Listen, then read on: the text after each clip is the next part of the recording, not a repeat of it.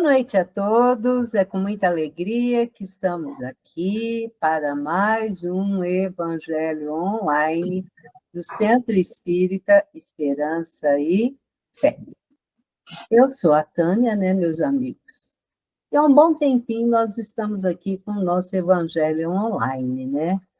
E que possamos levar nessa mensagem de Jesus, do nosso querido Kardec, que este mês é o mês de Kardec, porque no dia 3 comemoramos o aniversário desse espírito, né, que labutou muito pela nossa querida doutrina espírita.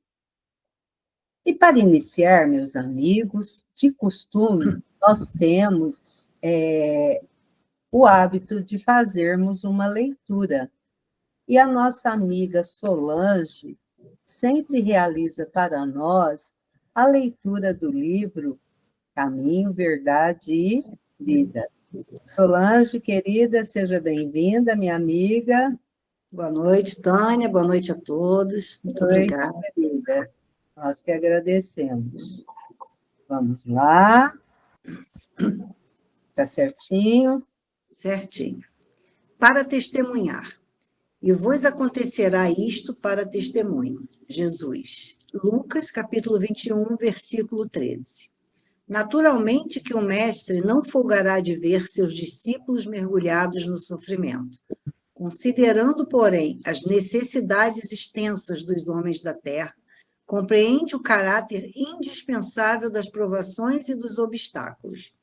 A pedagogia moderna está repleta de esforços seletivos, de concursos de capacidade, de testes da inteligência. O Evangelho oferece situações semelhantes. O amigo do Cristo não deve ser uma criatura sombria, à espera de padecimentos.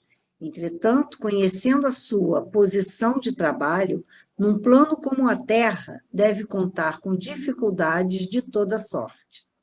Para os gozos falsificados do mundo, o planeta está cheio de condutores enganados. Como invocar o Salvador para a continuidade de fantasias? Quando chamados para o Cristo, é para que aprendamos a executar o trabalho em favor da esfera maior, sem olvidarmos que o serviço começa em nós mesmos. Existem muitos homens de valor cultural que se constituíram em mentores dos que desejam mentirosos regalos no plano físico. No Evangelho, porém, não acontece assim. Quando o mestre convida alguém ao seu trabalho, não é para que chore em desalento ou repouse em satisfação ociosa. Se o Senhor te chamou, não te esqueças de que já te considera digno de testemunhar. Caminho, Verdade e Vida, lição 71, Espírito Emmanuel, psicografia de Francisco Cândido Xavier. É isso. Isso, obrigada, Solange. Eu agradeço. Como sempre, uma mensagem sempre nos chamando a atenção, né? Para testemunharmos, não termos vergonha. E nós vamos agora chamar a nossa amiga Iraídes, que irá fazer a nossa oração inicial. Iraídes, querida, seja bem-vinda. Pois não, boa noite a todos. Boa noite, querida. Né? Encarnados e desencarnados, e que a paz de Jesus vai nos envolvendo, não só nesse dia, mas todos os dias. Como disse a mensagem, o trabalhador de Jesus tem que estar a postos, não é? Cabeça, mente e espírito, né?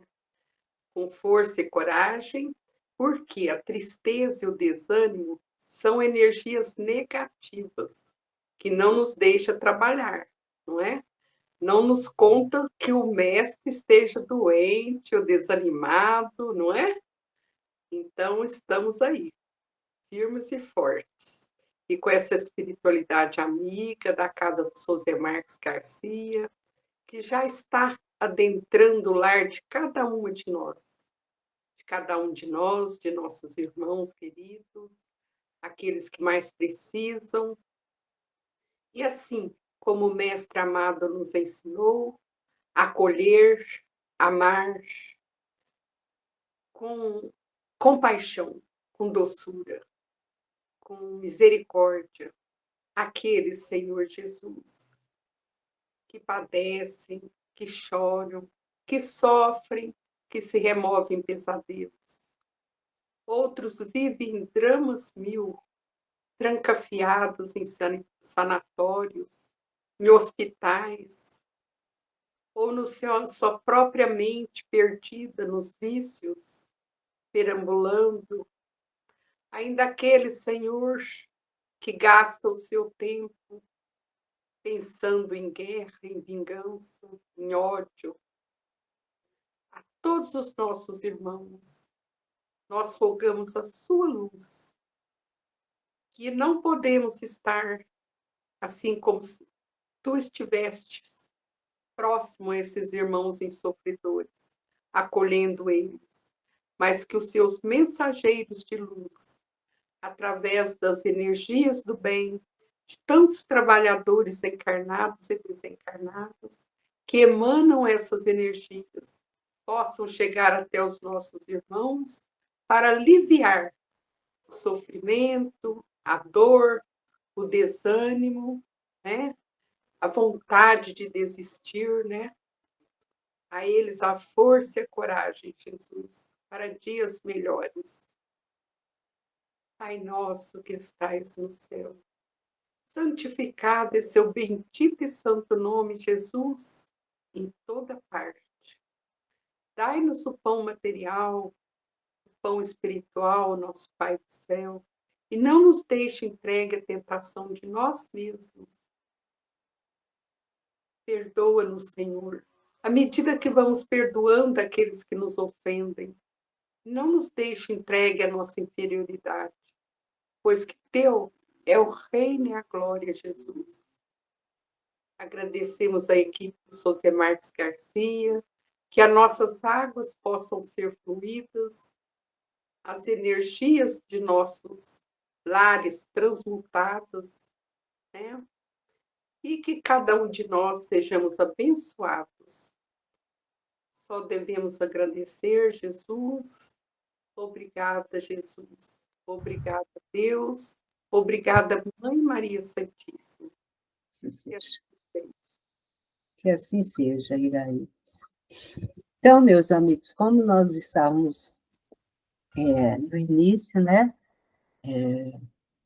Antes da nossa amiga Iraídes, a Solange, fazer a leitura, nós estávamos comentando que estamos no mês de Kardec. E eu procurei uma mensagem assim que Kardec pudesse falar mais próximo de nós. E no site Obras de Kardec, eu estava lá lendo e tal, e achei, porque as obras de Kardec são extensas, né? A gente pensa que tem só ali o Pentateuco, mas tem a Revista Espírita que dá estudo para essa encarnação e a outra encarnação, né? Essa encarnação e outra encarnação. E eu achei um discurso que Kardec fez em Bruxelas, Antuérpia, e eu falei assim, gente, mas parece que ele está falando hoje para nós. E durante essas segundas-feiras de outubro, eu vou trazer alguns fragmentos para que a gente possa conhecer esse discurso. Para isso, eu vou convidar a nossa amiga Odília. Odília, seja bem-vinda. Obrigada, Tânia. Boa noite a todos. Boa noite, querida. Já dei uma olhada aqui no discurso, entenda que é Kardec, não eu. Vamos lá. Aí. Vamos lá. Senhores e caros irmãos espíritas, apraz-me dar-vos este título, porque, embora eu não tenha o privilégio de conhecer todas as pessoas presentes nessa reunião, quero crer que aqui estamos em família e todos em comunhão de pensamentos e de sentimentos. Mesmo admitindo que nem todos os assistentes fossem simpáticos às nossas ideias, não os confundiria menos no sentimento fraterno que deve animar os verdadeiros espíritas para com todos os homens, sem distinção de opinião. Não obstante, é aos nossos irmãos de crença que me dirijo, mais especialmente para exprimir-lhe a satisfação que sinto de me achar entre eles e de oferecer-lhe, em nome da Sociedade de Paris, a saudação de fraternidade espírita. Eu já havia tido a prova de que nesta cidade o espiritismo conta numerosos adeptos sérios, devotados e esclarecidos, compreendendo perfeitamente o objetivo moral e filosófico da doutrina. Sabia que aqui encontraria corações simpáticos, e isto foi o motivo determinante para que eu correspondesse ao insistente e grato convite que me foi feito por vários dentre vós de aqui fazer uma pequena visita este ano. A acolhida tão amável e cordial que recebi fará que leve de minha estada a mais agradável lembrança. Certamente, eu teria o direito de me envaidecer pela acolhida que me tem sido dispensada nos diferentes centros que visito, se não soubesse que esses testemunhos se dirigem muito menos ao homem do que à doutrina, da qual sou humilde representante e deve ser consideradas como uma profissão de fé, uma adesão aos nossos princípios. É assim que eu os encaro no que me concerne pessoalmente. Aliás, se as viagens que faço de vez em quando aos centros espíritas só devessem ter como resultado a satisfação pessoal, eu as consideraria inúteis e dela me absteria. Mas, além de contribuírem para estreitar os laços de fraternidade entre os adeptos, também tem a vantagem de fornecer elementos de observação e de estudo, jamais perdidos para a doutrina. Mas, além de contribuírem para estreitar os laços de fraternidade entre os adeptos, também tem a vantagem de fornecer-me elementos de observação de estudo jamais perdidos para a doutrina. Vou repetir. Independentemente dos fatos que possam servir ao progresso da ciência, aí recolho os materiais da história futura do Espiritismo, os documentos autênticos sobre o movimento da ideia espírita, os elementos mais ou menos favoráveis ou contrários que ela encontra conforme as localidades, a força ou a fraqueza e as manobras de seus adversários. Aos meios de combater estes últimos, o zelo e o devotamento de seus verdadeiros defensores. Allan Kardec, Revista Espírita, novembro de 1864. Viu que bonito, meus amigos? E nós temos aí ainda muito que aprender, né? Parece que Kardec está aqui conosco, né? Conversando conosco. Sempre muito atual. É. E antes, né, que a gente fica aqui conversando, hoje a gente não pode perder, porque é uma reunião bem familiar. Nós já ouvimos um pouquinho do senhor Kardec, e agora eu quero convidar a nossa amiga Valdete, que ela vai nos contar um pouquinho hoje sobre Amélie Bordi, né, Valdete, que diz? Amélie Gabrielle Boudet. Boudet, a esposa de Kardec. A esposa ideal de Kardec, né? Que mulher é essa? Seja bem-vinda, Valdete. Boa noite a todos. Boa noite, muita alegria que estamos aqui de volta.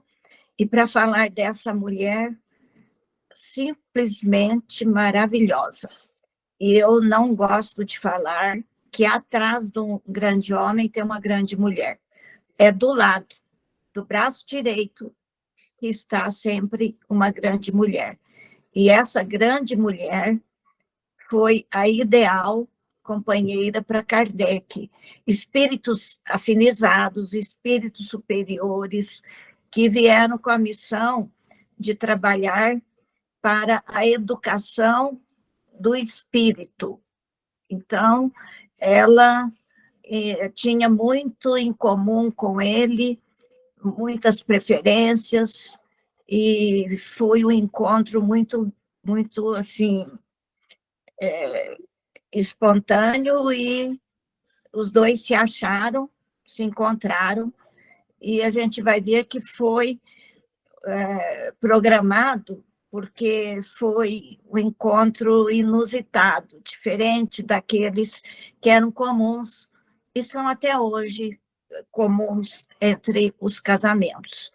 Aí vocês estão vendo o casal, é porque tem poucas fotos deles, aí essa foto foi tirada 1 ano antes dela desencarnar, ela estava com uns 86 anos, e o Kardec aí devia ter 40 e tantos. E aí é a capa do livro, está até aqui, do Adriano Calzone, é a capa que eu tenho, que escreveu a biografia dela, Madame Kardec. Eu já quero adiantar que aí em Franca, principalmente quando eu estudei com a dona Antonieta Barini, a gente aprendeu a falar que ela era muito doce, então a doce Gabi, que o nome dela é Amélie Gabriele Boudet. Amélia Gabriela Boudet. Boudet é o sobrenome e vem do alemão até. E ela, então, era doce, suave, alegre, e a gente falava doce Gabi. Mas Kardec nunca a chamou assim, porque agora o que eu vou comentar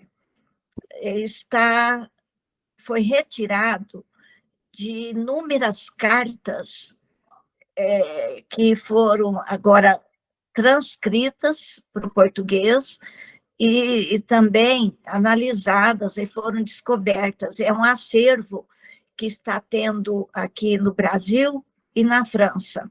Na França tem um acervo de documentos e cartas, tanto da Amélie quanto do Kardec.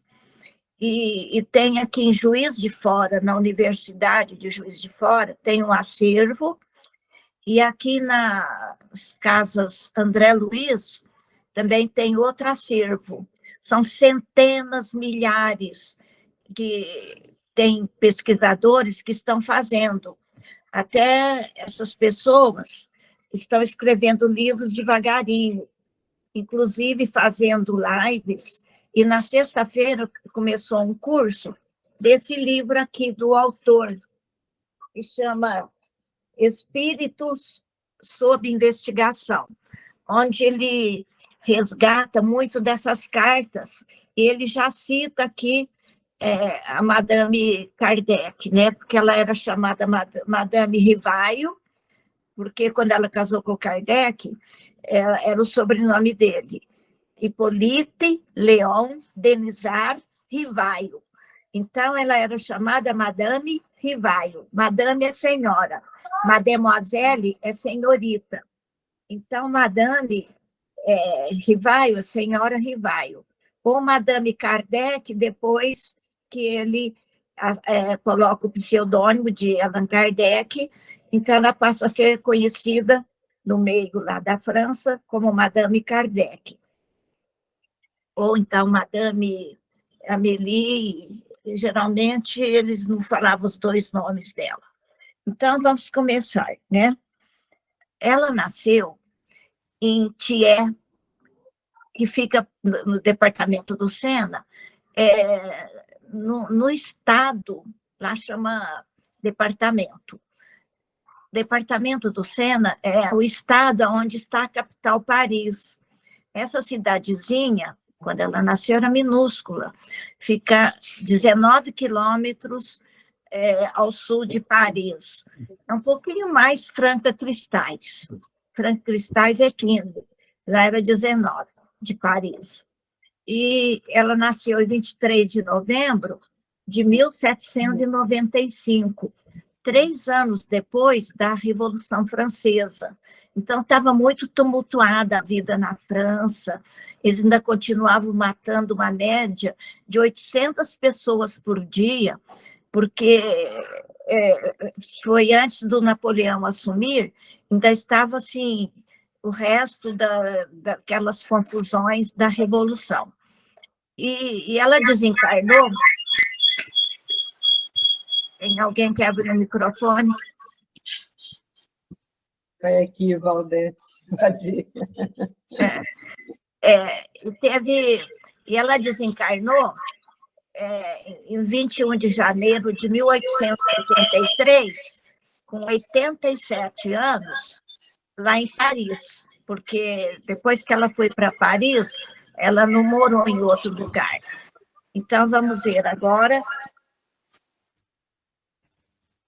Aí o nome dela, Amélie Gabrielle Boudet, ou em francês é o Boudet, e o T não se pronuncia. Ela nasceu em 23 de novembro de 1795, então antes de 1800. O Kardec é de 1804. Ele é de outubro, dia 3 de outubro. Então, quando ele nasceu, ela já ia fazer 9 anos. No mês seguinte, ela já fez 9 anos. Portanto, ela era 9 anos mais velha do que o Kardec.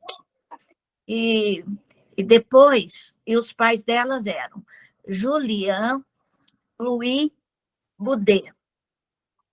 Esse Julien Louis Boudet, João Luiz Boudet. Ele era escrivão e tinha um tabelionato que ele trabalhava. Então, ele era escrivão público, mas ele recebeu herança, então ele era bem rico. Ele era dono de terras e também de imóveis.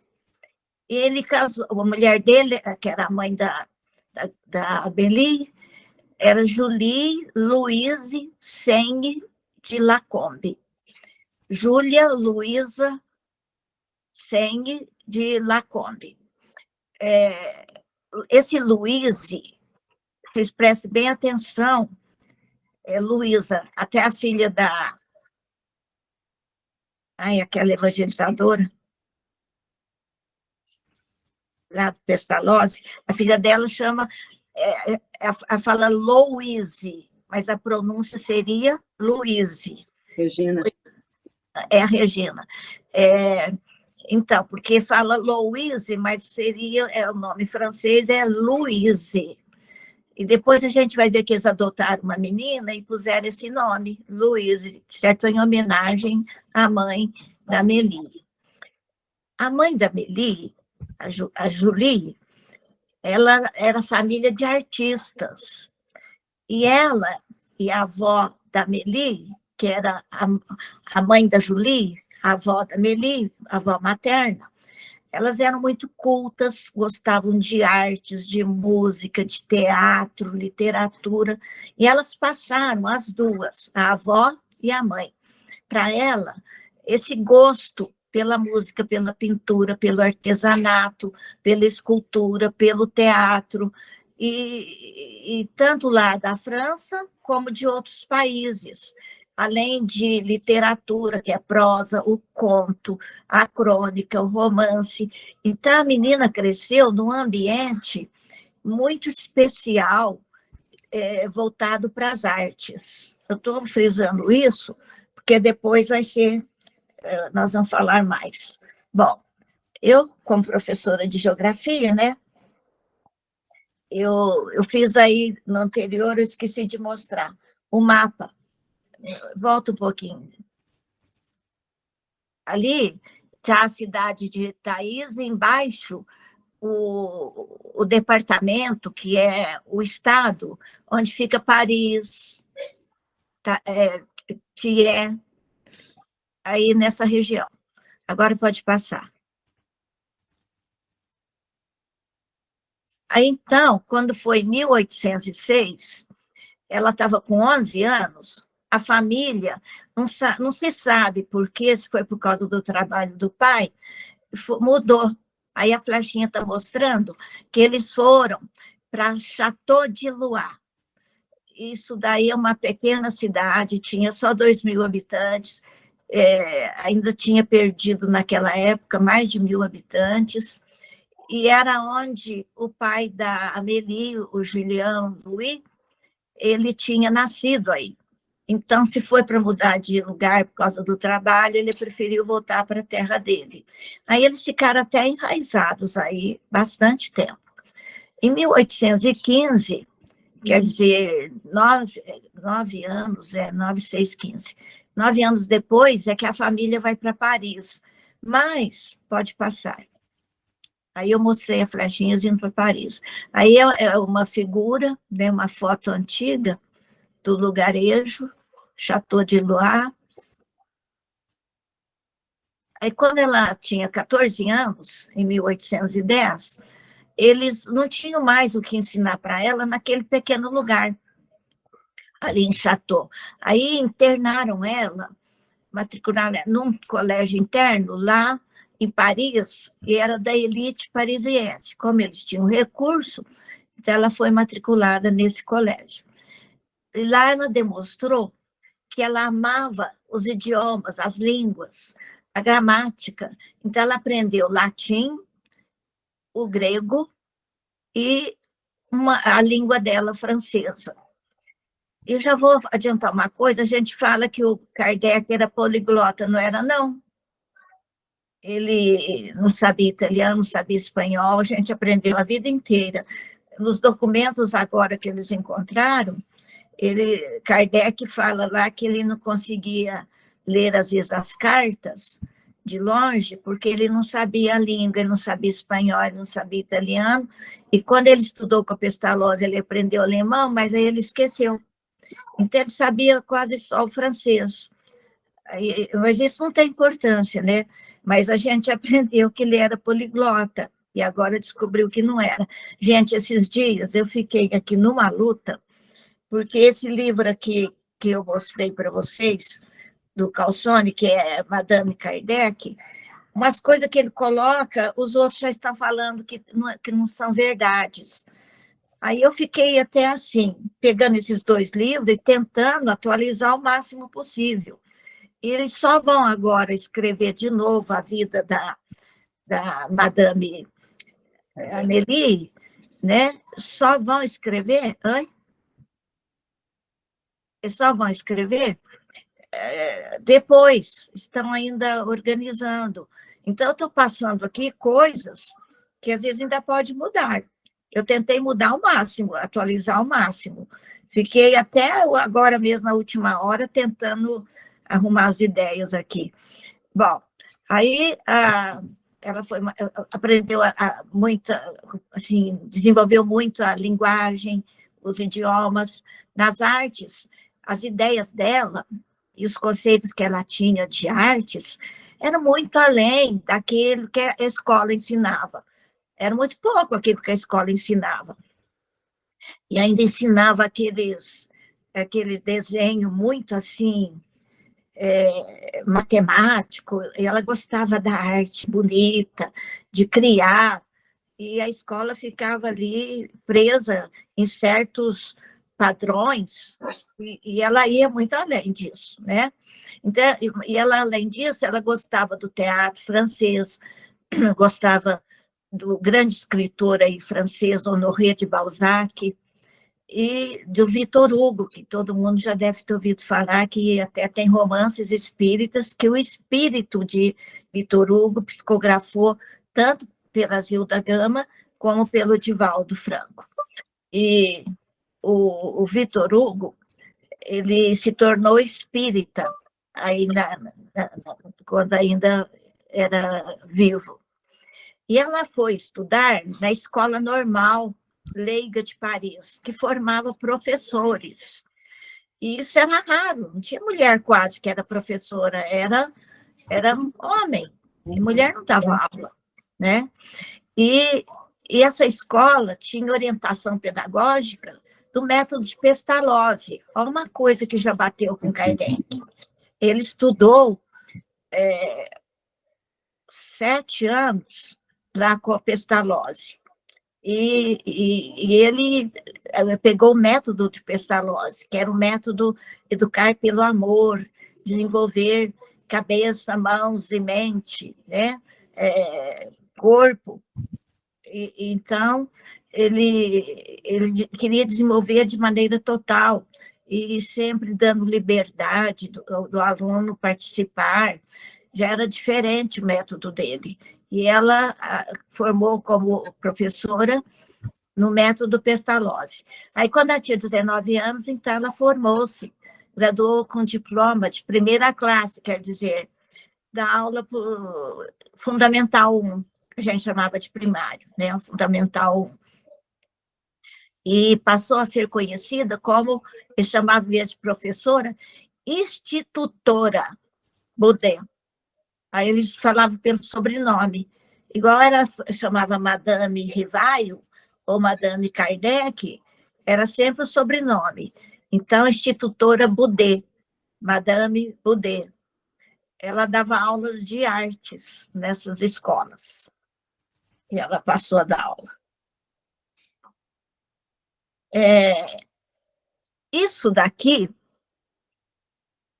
a gente sempre pregou, que ela escreveu 3 livros. Um de contos, um de noções de desenho e um de belas artes. Agora falaram que ela não escreveu, que não consta nada que ela tenha escrito esses livros. Então, o autor aqui da vida dela, pois que ela escreveu, botou até os anos aí. E já agora, essa turma que está aqui lê as cartas e busca os documentos, falou que não escreveu. Então, eu pus aí, né? Fica agora essa dúvida. E ela fez muito, pode passar. Aí, do lado direito, vocês têm o túmulo de Kardec. Quem fez o projeto do túmulo foi ela. Então, ela gostava até de escultura. Então, ela projetou o busto dele e depois fizeram, copiando do projeto dela. É só uma curiosidade, pode passar. Agora, fotos dela. A gente só conhecia essa daí. E ela foi feita em 82, ela desencarnou em 83, 87 anos, então aí ela devia ter 86.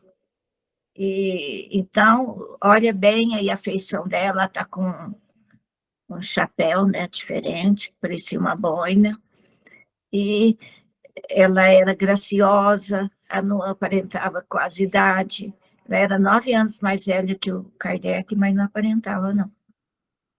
Ela era muito viva, até na live outro dia falaram assim, ela estava com 83 anos e tão viva, tão esperta, que ela parecia que tinha 38. Então, vocês pegam 83, inverte, é o 38, né? Eles brincaram na live que aos 83 ela aparentava 38, porque ela era de... No final eu vou falar as coisas que ela fez, a dedicação, a firmeza, a fidelidade dela, né?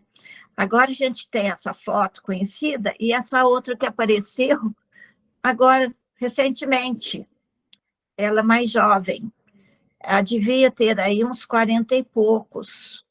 Não se sabe quando que ela tirou.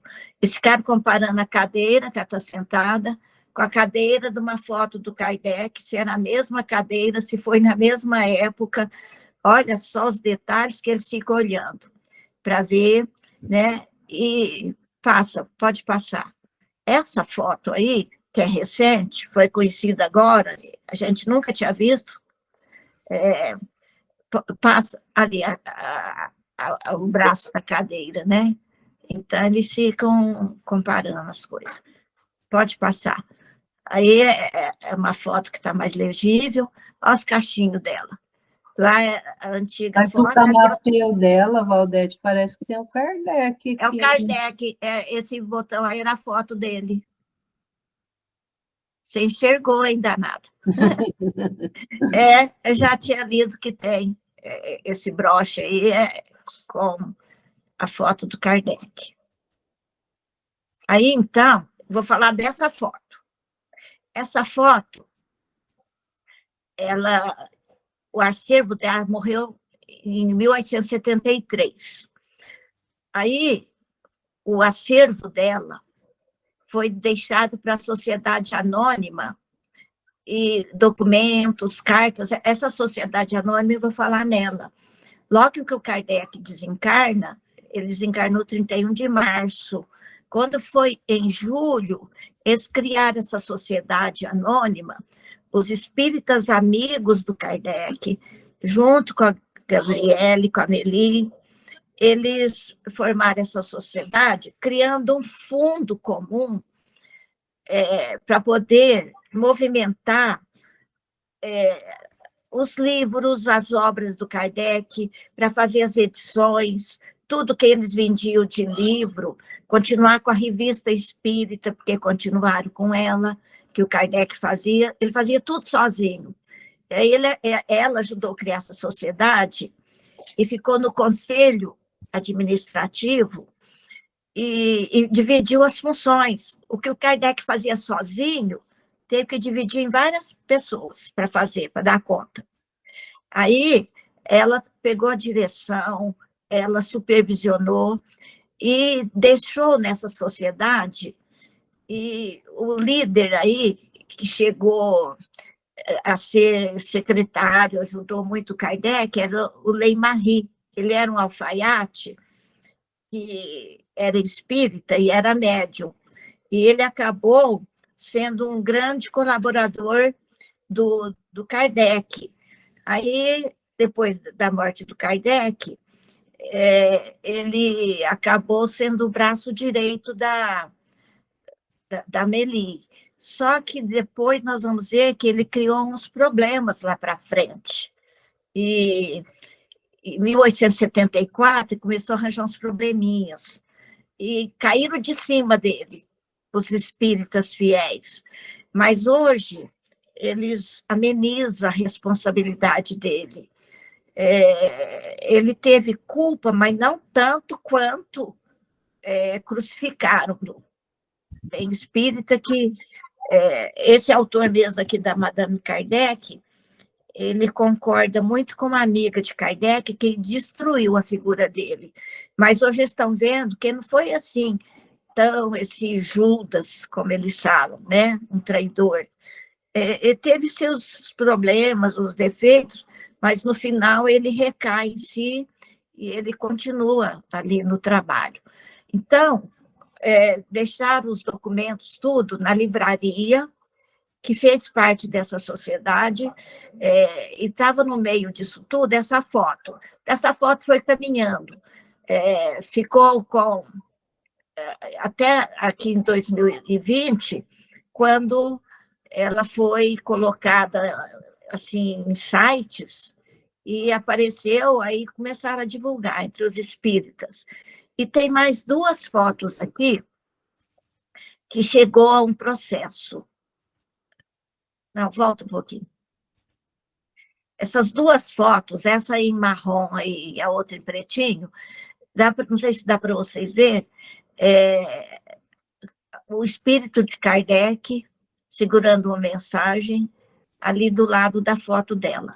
Tinha um fotógrafo que era médium, e ele fazia essas fotos, e ele conseguia, pela mediunidade dele, quando ele batia as fotos, aparecer espíritos. E ele fez uma série de fotos, inclusive com a Madame Kardec, depois que o Kardec já tinha desencarnado. Isso aí foi... Aí puseram as fotos todas na Revista Espírita, de 1874. Quando foi em 1875, instalaram um processo e ela teve que depor. O Lei-Marie foi preso por 1 ano, porque ele foi ingênuo e deixou botar essas fotos na Revista Espírita. 75% dessas fotos eram verdadeiras, mas 25% eram falsas. O espírita fotógrafo, ele prometeram para ele dinheiro, gente da igreja e da polícia. Eles queriam desmoralizar o espiritismo e pegaram como bode expiatório a mulher do Kardec, o Lei-Marie, e para destruir a Revista Espírita, tudo a obra de Kardec, e então, através dessas fotos. E o fotógrafo, ele, para pegar o dinheiro que iam dar para ele, na hora do depoimento, ele falou que ele não era médium, que ele montava as fotos mesmo.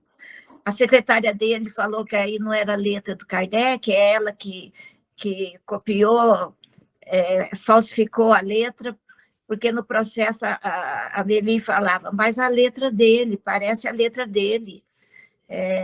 Aí ela falou, não, eu que imitei, não é a letra dele, não, a letra é minha, a menina falava.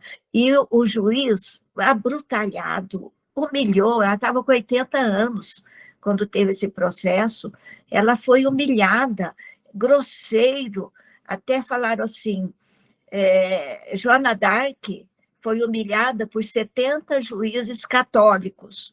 Ela ficou 6 meses presa numa gaiola e foi levada à fogueira. Aí eles fizeram uma fogueira contra o espiritismo através desses juízes. Mas depois, a mulher do Ley-Marie escreveu uma obra e ela mostra o quanto foi injusto e o quanto o processo não considerou nada e não fez, assim, análises. Aí eles anularam o processo, mas o Ley-Marie ficou preso 1 ano. E daí ele escreveu lá, durante a prisão, que não tinha culpa, tudo que aconteceu, ele foi ingênuo. Então, foi uma cilada, uma armadilha que eles aprontaram. Então, a gente tem que ter, hoje em dia, para a gente não cair em ciladas dos espíritos das trevas, porque muita coisa acontece, às vezes, nas casas espíritas, e as pessoas levam ao pé da letra, não perdoa, faz fofoca, ficam melindradas, e às vezes elas estão sendo manipuladas pelos inimigos da obra de espírita, que é a obra de Jesus. Como Jesus foi vendido, foi traído, até hoje tem as traições. E até hoje tem as manipulações. E se a gente não tiver muita, assim, perseverança no vigiai e orai, a gente acaba caindo em ciladas de vivos e de mortos. Aqui, essas pessoas ficaram assim, mas será que essa foto recente é da Gabriele mesmo, da Meli? Olha o que eles fizeram. Eles fizeram o contorno do rosto, do queixo e da papadinha dela aqui, ó, e bateu nas 2 fotos. Foi um jeito de provar. Tá dando para ver? Eu achei o máximo. Aí depois eles pegaram a foto, eu não consegui copiar. Tirou essa boina aqui dela, pôs nessa de cá e pegou esse chale aqui, essa coisa, essa manta que está na cabeça de cá, pôs na de lá, para ver se ficava parecido. Então, trocou aí, ó, porque hoje em dia pode fazer tudo isso, né? Aí eles fizeram tudo isso para mostrar. Aí é a foto mais clara, que foi tirada, né?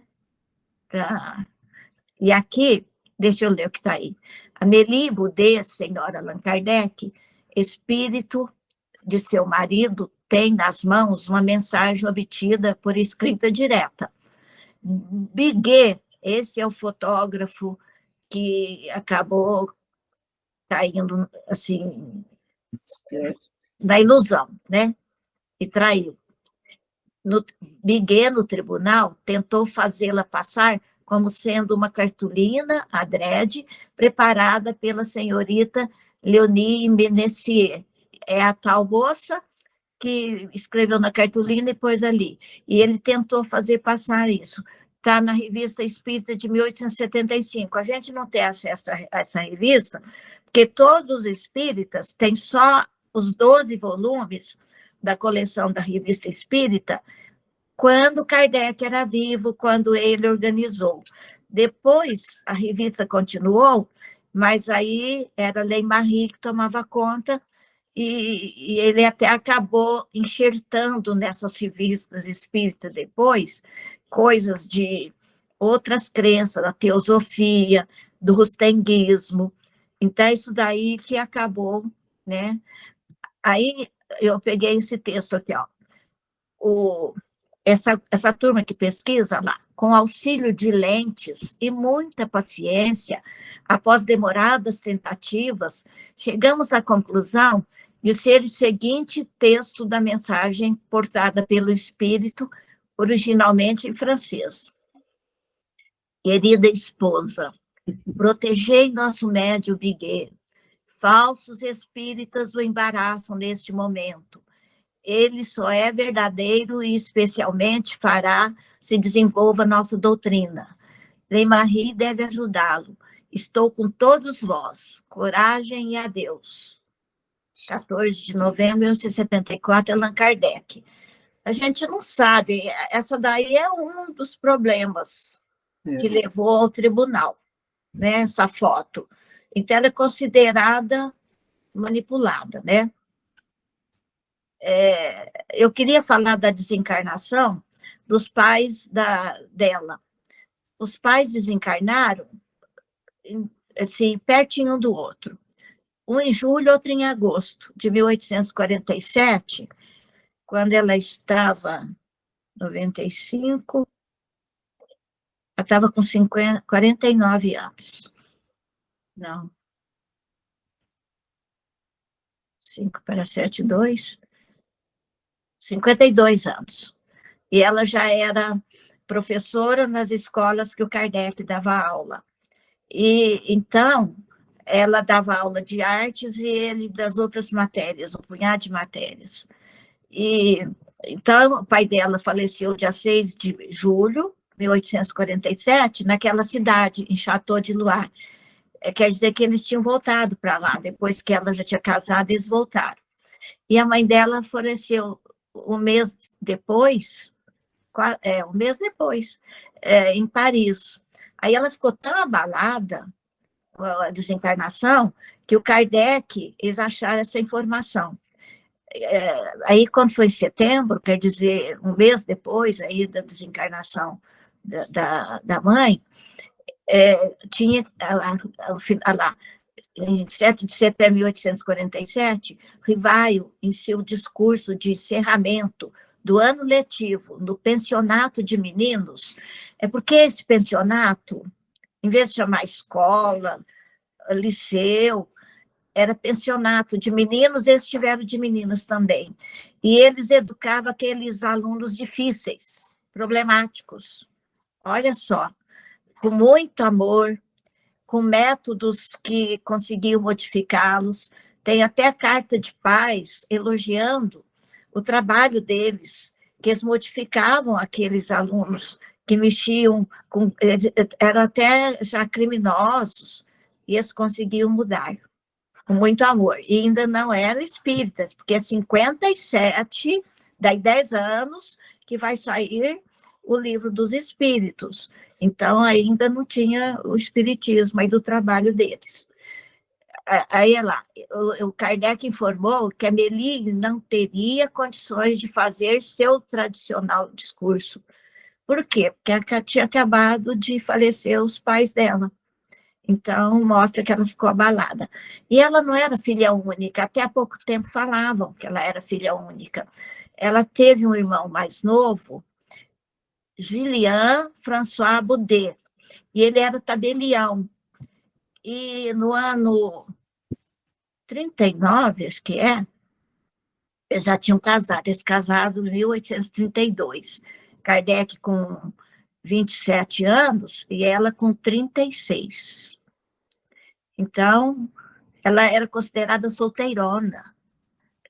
Com 19 anos, quando ela formou, ou ela tinha que casar, ou ela tinha que ser freira. Ela preferiu dar aula e ainda de artes.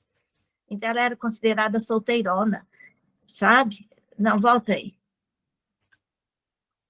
Aí, a Mélie, então, tinha esse irmão, eles fizeram um empréstimo para ele, que estava em situação má, perderam o empréstimo. Isso lá atrás também, logo que eles casaram, um tio do Kardec, irmão da mãe dele, que a mãe dele desencarnou logo depois que ele casou. Acho que 6 meses depois que ele casou em 32, ela desencarnou. E ela estava morando. Ele casou com a Amélie, aí a mãe, esse tio, irmão da mãe, foram morar com eles. E o tio era problemático, ele jogava muito, ele tinha muitos bens. Ele não tinha mulher, não. Mas ele perdeu tudo em jogo e ele era sócio, ele ajudou o Kardec a pôr uma escola. E o Kardec teve que vender, pegou a parte dele, ele e a Amélie eram muito bons, né? De repente, um amigo deles, que tinha um comércio, precisava de dinheiro, emprestaram, o amigo quebrou, fez maus negócios, perderam tudo. Com esse irmão deles aí, ele emprestou 6 mil francos, que equivale a 60 mil reais hoje. E também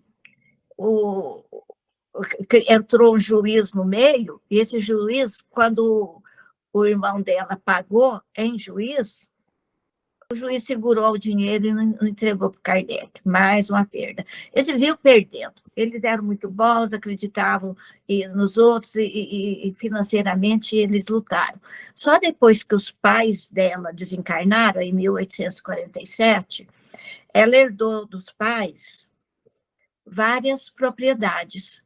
E ela arrendava ela alugava essas propriedades, e a renda dos aluguéis é que ia quebrando o galho deles, aí, com esses problemas que tinham, e Kardec ia conseguindo fazer as coisas, e ele tinha renda, ele trabalhou até como escriturário de teatro, ele fez muita coisa, em comércio, olha que ele era pedagogo, e foi trabalhar com comércio, e ela também, ela que fazia os cálculos de aluguel, ela cuidava dessa parte, ela era o braço direito dele, fora o lar, numa carta ela escreve que ela tinha tanta coisa, e ela comprou esse terreno, depois que ela recebeu a herança, chama a Vila Seguir.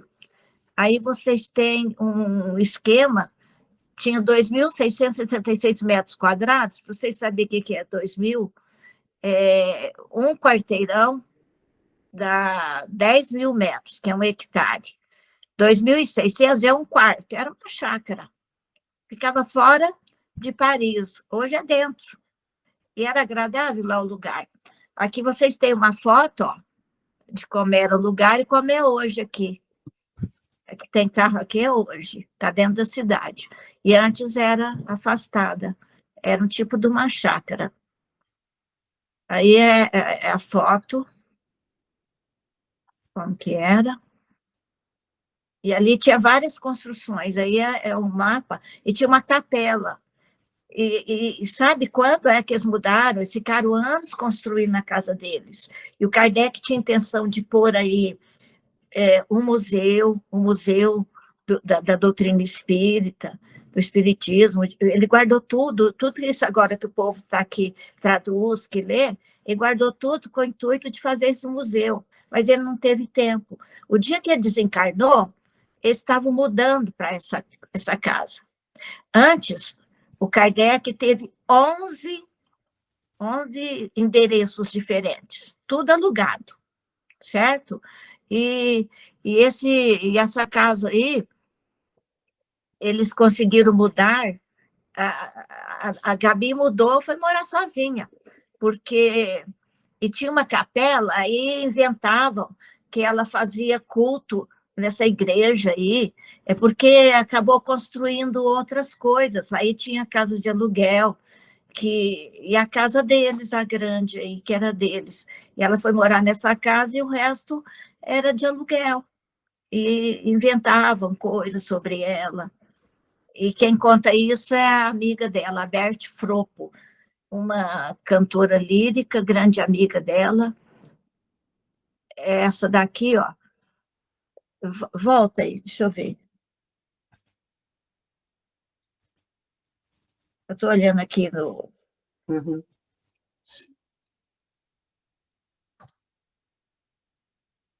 Eu vou falar agora da amiga, Berthe Fropo. A Berthe, ela encontra esse calçone aqui, o Adriano Calzone, esse que escreveu a biografia, né? Eu estava falando, tem uns erros. Erro porque ele conseguiu pesquisar muita coisa, que esses atuais pesquisadores usou o livro dele, mas corrige umas coisas que tem no livro dele, entendeu? Então, eu leio o livro dele, leio do outro, vejo o que é aproveitado no dele, o que tem no... foi uma luta. Eu tentar passar umas coisas aí. A Bert, esse Calzone, ele conseguiu, através de uma médium, uma mensagem da Bert, dessa grande amiga dela. E ela fala aí na mensagem, recebida agora em outubro de 2016. Tem aqui? É esse trecho aí. Esse aqui? Esse. Eu extraí isso daí da mensagem. Como esposa do mestre Allan Kardec, trabalhou ao seu lado na concretização da missão do codificador. Está falando da Meli, né? Ela trabalhou na missão do codificador lá do lado do Allan Kardec. Contudo, se Kardec codificou o espiritismo, a preservação e a divulgação de seu legado, quer dizer, quem guardou tudo, quem divulgou, deve-se em grande parte a essa extraordinária mulher que enfrentou preconceitos, conspirações desprezíveis, traições e inúmeras decepções para que o espiritismo permanecesse vivo. Diz que ela foi exagerada, mas em espírito ela continua falando isso, ó. Com certeza de lá ela verificou que foi mesmo isso que a Amélie enfrentou. A verdadeira Madame Kardec, em toda sua força e individualidade, que não permitiu que as vozes da cultura e da sociedade da época abafassem sua essência, suas convicções doutrinárias. Quer dizer, nada abalou a convicção, a lealdade dela.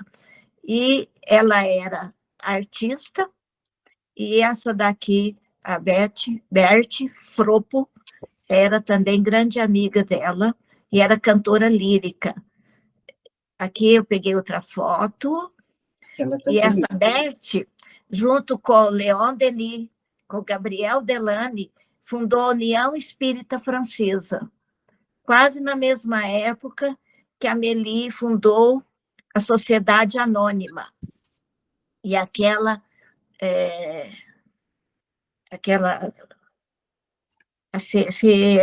como que é? Aquela casa que o Kardec frequentou, ela acabou desaparecendo. Aí ficou essa sociedade anônima, que a eu ainda falo Gabi, que a Gabriele, que a Madame Kardec ajudou a fundar e cuidou muito bem ali. Mas não é a Sociedade Francesa, não, né? Quê? Não, aí não é a Sociedade Francesa. Não, a Sociedade... Na União Espírita Francesa, acho que existe até hoje. Nossa, passa aí.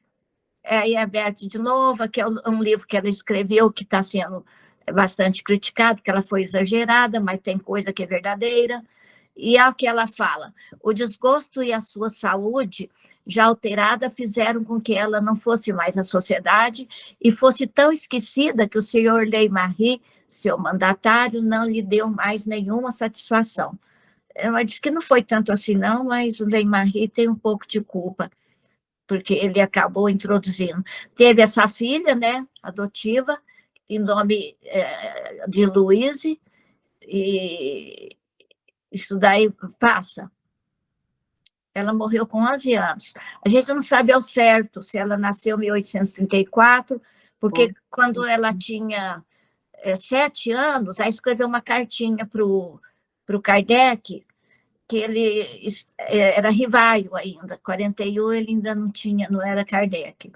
Aí ela mostrava que ele escrevia, porque ele viajava, e às vezes ela ia lá para Chateau de Loire, a Amélie, ficar com os pais, e ele levava a menina, porque o Kardec ficava muito tempo viajando, meses, e daí ele mandava carta, e mandava até o jeito que ela tinha que ensinar matemática, aritmética para a menina, Essas cartas aí descobriu, então, que eles tiveram essa filha, e o pai da Amélie mandou uma carta da subentende que a menina tinha morrido, 1845. E aí são umas imagens que sumiram e que um pintor passa. Aqui tem essa foto. É uma cabeça de Jesus que Kardec tinha ganho do México, ele ia fazer um museu, por todas essas coisas. Aqui está uma lista das pinturas, de tudo que ele recebeu, né? E isso aí tudo desapareceu, nem agora não encontra mais, não sabe o que aconteceu. Até a década de 80, depois que a Amélie desencarnou, essa amiga dela fala que eles fizeram na casa dela, lá na vila, lá na vila, esqueci. Seguro, eles fizeram limpa, entregou para Ferro Velho, que queimou muito papel. Aí, aqui está a relação das obras pinturas. de arte, né, Valdete? Então, até o retrato do Allan Kardec sumiu. Esse aqui é o pintor que confundiram com o Kardec. Esse pintor era Raymond Auguste Quinçat Monvoisin. Ele acabou sendo espírita e pintou Kardec.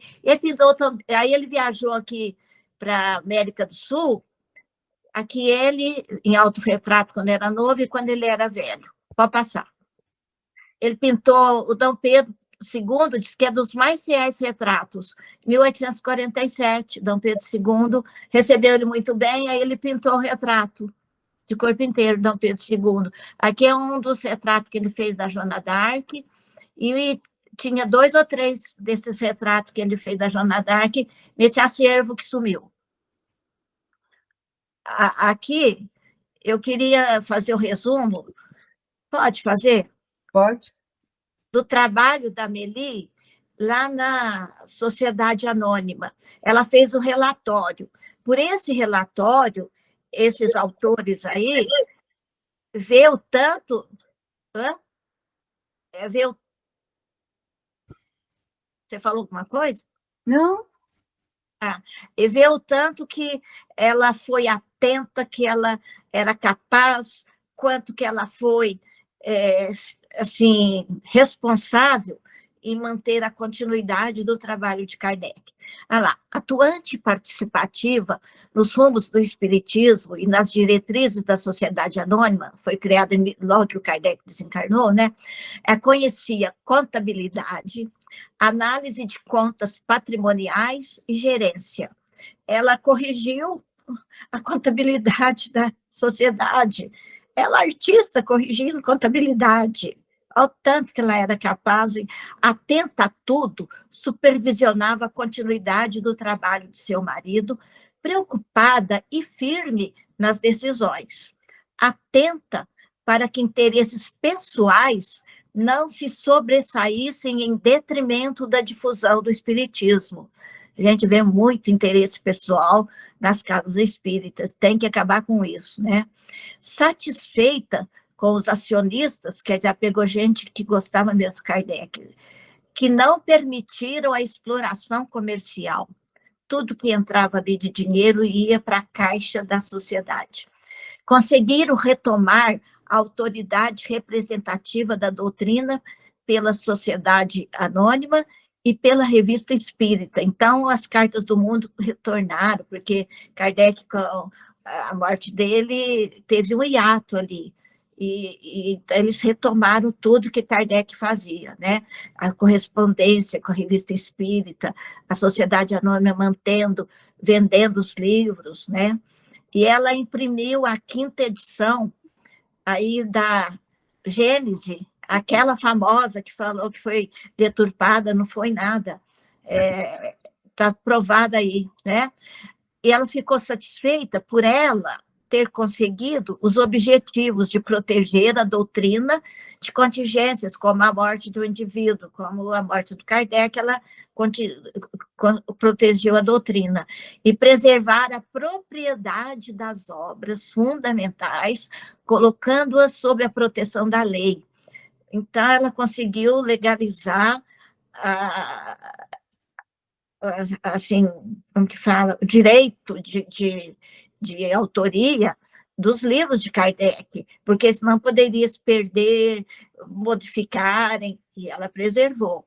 E muitos dos espíritas fiéis a Kardec e a doutrina espírita denunciaram os desvios doutrinários implementados pelo senhor aqui, Pierre Gaetan Leymarie, só que a gente fala Leymarie, né? A partir de 1874, como foram, ele deixou entrar essas fotografias, né, espíritas, que foi e a teosofia e teorias do Rustem, que é aquele que fala que o corpo de Jesus é fluídico e que é contra os princípios da doutrina. E acabou que era doce. E eu coloquei essa foto, que foi colorizada. Ah, é a famosa foto dela, né? Que era a única que a gente conhecia. Então, é isso daí. Deu para entender a importância dessa mulher?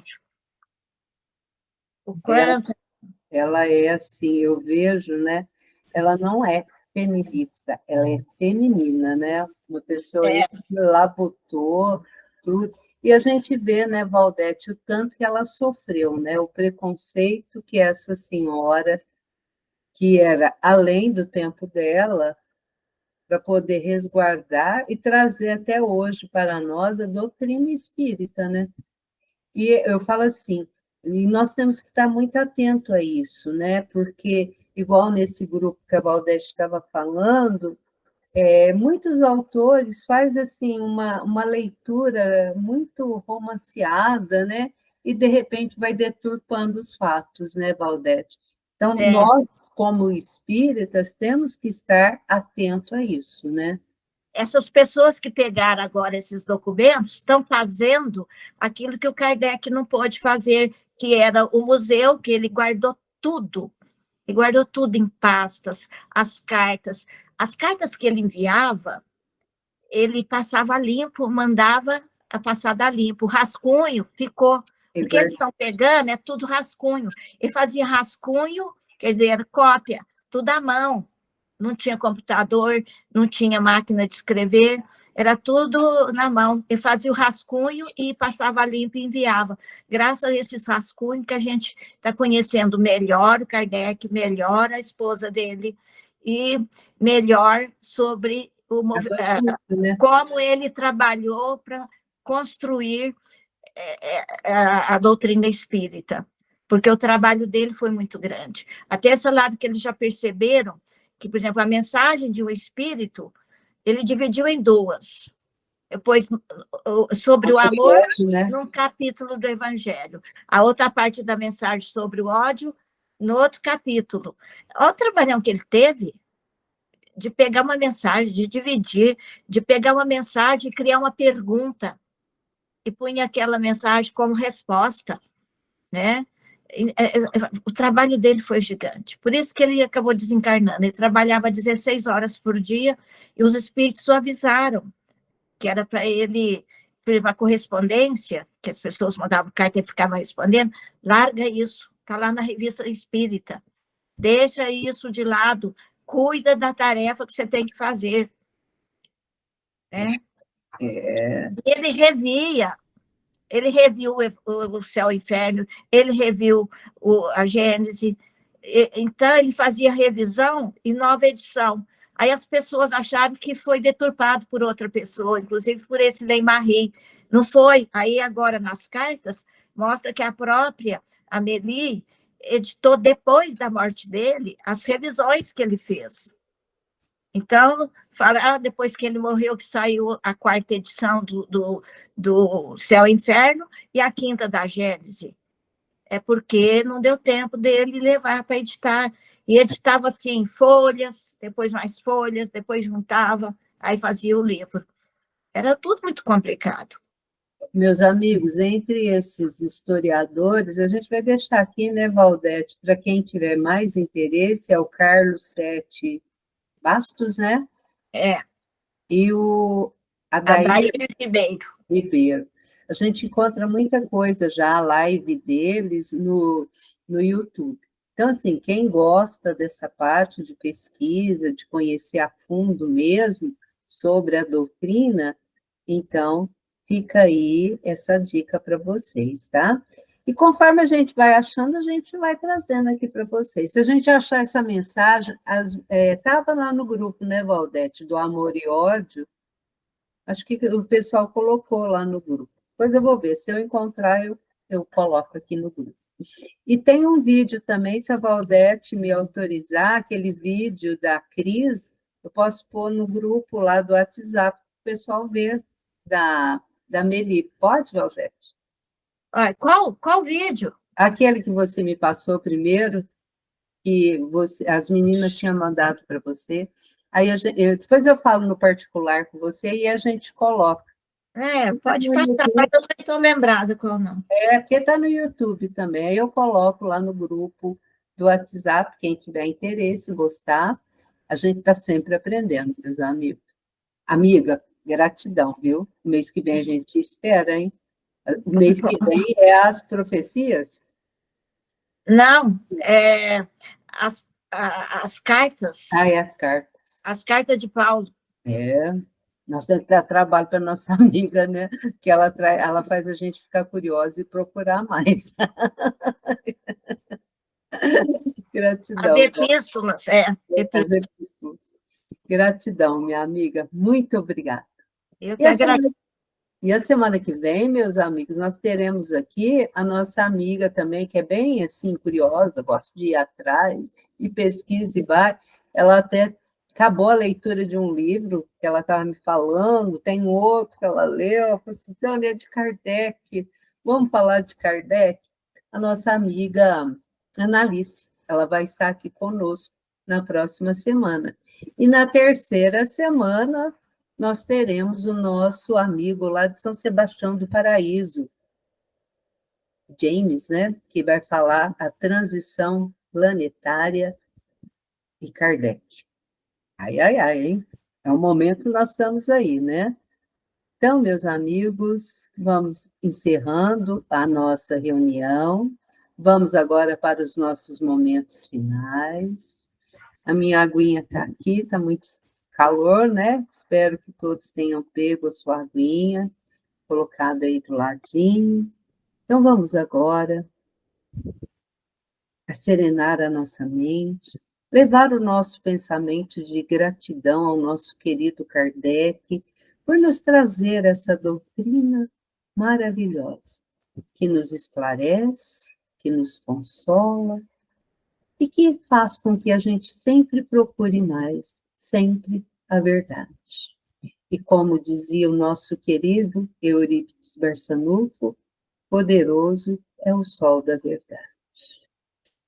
Rogamos também aos bons amigos espirituais, à equipe do senhor José Marques Garcia, aos nossos amigos espirituais, né, os nossos espíritos familiares que vêm até o nosso lar, aos amigos que são enviados para nos amparar, nos assistir, que possa adentrar o lar de cada um dos nossos amigos que estão aqui conosco e os que nos assistirão posteriormente.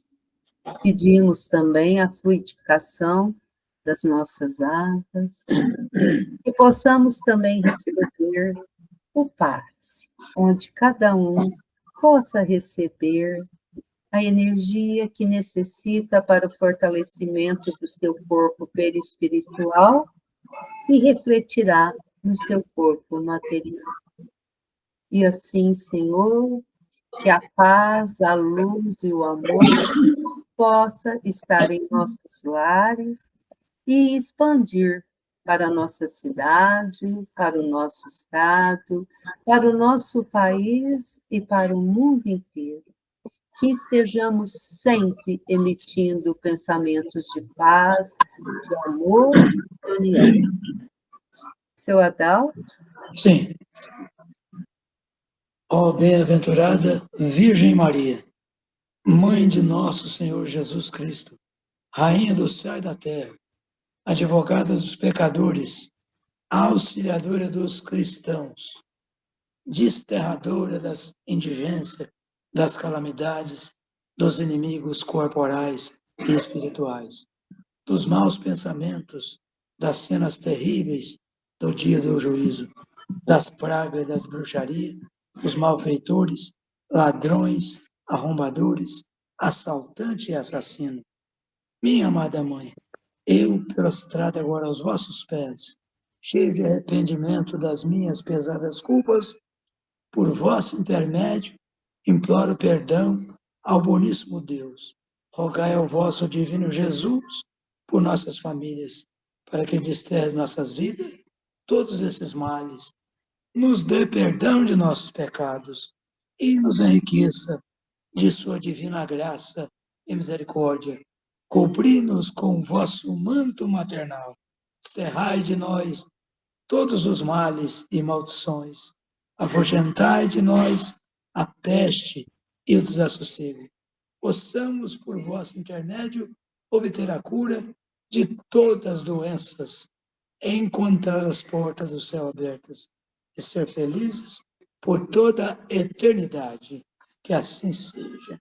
Que a paz do nosso Mestre Jesus esteja sempre em nossos corações.